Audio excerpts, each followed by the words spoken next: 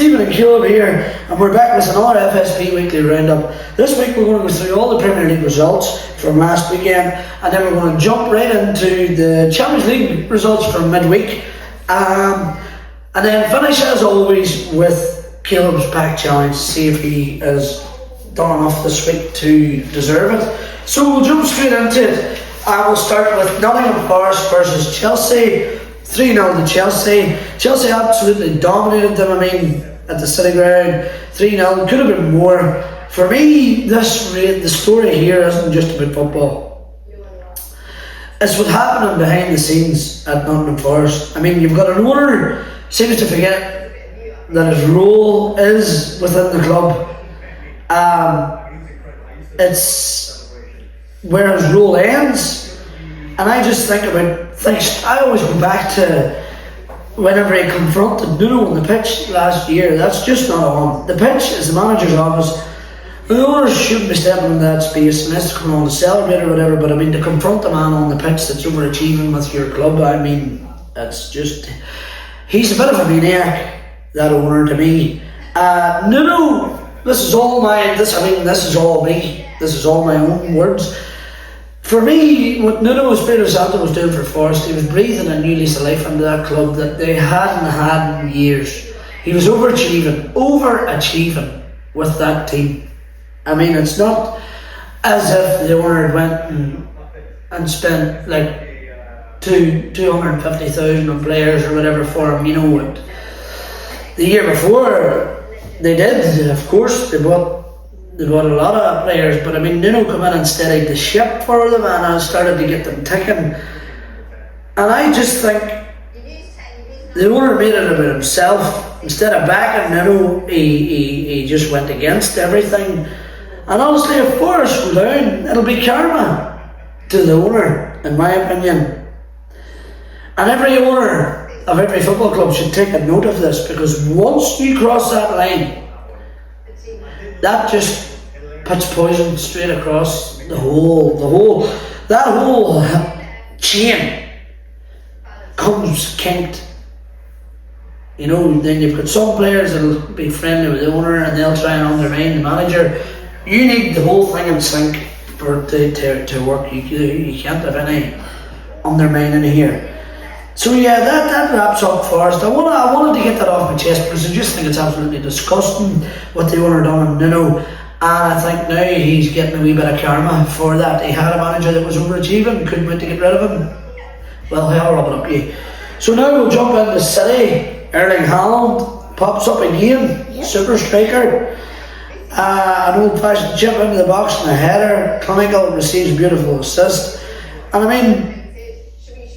if Erling Haaland can keep her lip, keep firing the goals in, I backed City to come back into the title race a good while ago, and I still think they could be a dark horse now. It's all results dependent, but if you've got Erling Haaland up front, you've always got a chance.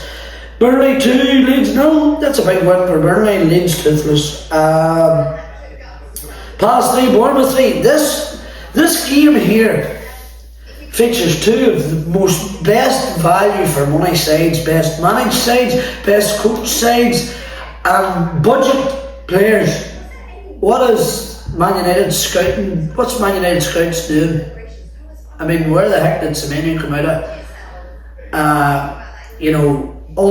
Everything. Palace. Probably a draw is a fair result there, because it'd be hard to pick a winner between them two, and it was pretty good for my fantasy as well, as I had a few from each team. So yeah, that wraps that up. 3-3, 6-goal thriller. Whatever who attended that game, you got value for money, to be honest, but just a pity you didn't get the win. Brighton 2, Newcastle. Well, I touched on something at the weekend about talking about Thomas Frank. Newcastle are below United and nobody's talking about it. Anyhow's English, you see, that's right. We're not allowed to talk about that. So yeah, Brighton 2, Newcastle. I better watch what I say, because we've got Brighton this weekend. So yeah, that wraps that up. Arsenal 1, Fulham 0. It's not pretty, but winning ugly sometimes. Well, for years United were able to script from Arsene Wenger. So yeah, Again, this is the third of the three really good sides that have come up from the championship this year. Sunderland. 2-0 to Wolves, well, they're sleepwalking. Aston Villa 2, Tottenham 1. I called it at the weekend. I'm not impressed by it. The Spurs are very up and down. I mean, we can't really say it because we're liable to go away well ourselves, but I mean, it's just all about us though, and the press. Nobody's talking about anybody else. And then the big one. Yeah. Manchester United 2. Liverpool, no. 1. Sorry. Manchester United 2. Liverpool 1. Top of the league. No, we're not top of the league. No, we're nowhere near it. Stop trying to guess. So let's get moving on. Oh, Liverpool, yeah. So, United storm Anfield, leave with 3 massive points. Massive. I overloaded on it on Sunday in our post-match reaction. The feeling's still good. It's been one of the best weeks I've had at work in a long time. I haven't been throwing out too much banter. So, yeah, Brentford 2, West Ham 0. Brentford's a quality side. A hard side to beat. Everybody laughed at Brentford against United, and then they realised, well, they played well against City and they played well against other sides. So yeah, that wraps up our Premier League. Now we're going to jump into the Champions League from Tuesday and last night. So straight into it. Monaco and Spurs 0-0. Again, we're only going to touch on the teams that I feel relevant to us. Again, Liverpool, big win at Frankfurt. It is Frankfurt. 5-1. Salah still can't seem to score. Works for 2 assists. Is the penny starting to drop for him? Chelsea 5-1 against Ajax. I mean, I really think Chelsea or Maresca is doing a good job there with a crazy owner. I expected Man City to beat Villarreal, to be honest. I actually expected Spurs to beat Monaco. I expected them first 4 English sides to win. But anyway, there you have it. 2-1, 2-0 to City. Let's move it on now to, well, that's a decent win at home for Newcastle. 3-0. Again, we're into the big dogs now, and if you look at this here, 2 top dogs from last year have banged in 7 and 6 respectively. So let's work our way through here. 7-2 PSG versus Leverkusen. I mean, that's just a pure destruction. That's like 5-0. So PSG's on fire. Arsenal, a big statement, but again, at home to Atletico Madrid. Atletico Madrid is Simeone finally starting to lose a grip, or maybe run out of ideas or whatever. 4-0 Arsenal. Barcelona Olympiacos. Well, Barcelona's banging in 6 there. Folks, again, and Rashford, 2 goals. I don't care if Rashford scores 100 goals for Barcelona. He took the eye off the ball. Yes, the club hasn't been in a great place and all the rest, but I think Marcus is looking for excuses and clutching at straws if he's going to come out and say it's hard to perform in that environment. No. How come Bruno has stepped up? You know, Marcus, just think about that.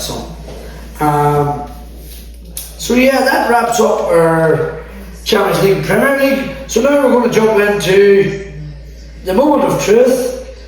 Did this wee man earn his pack this week? Let's get through this checklist killed for you, Buster, and let's find out. So that's a wrap for all that. So we had a good boy all week. Yes. Really? Yes. Make your bed every morning. Yes. Good boy at school. Yes. Sure. Yes. Good boy for Nana and Granda. Yes. And listen to training. Yes. And behave at your matches.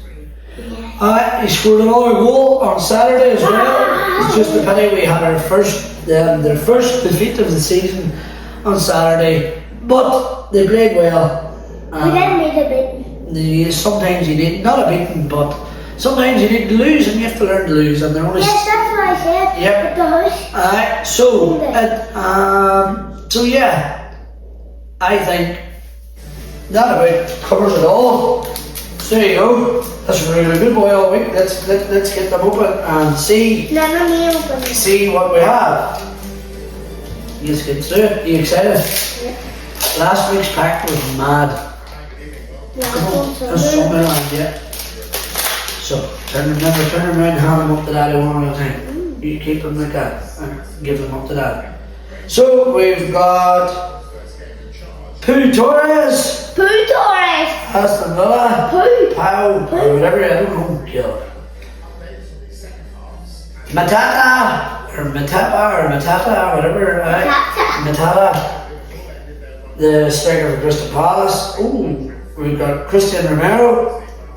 Look at his salary.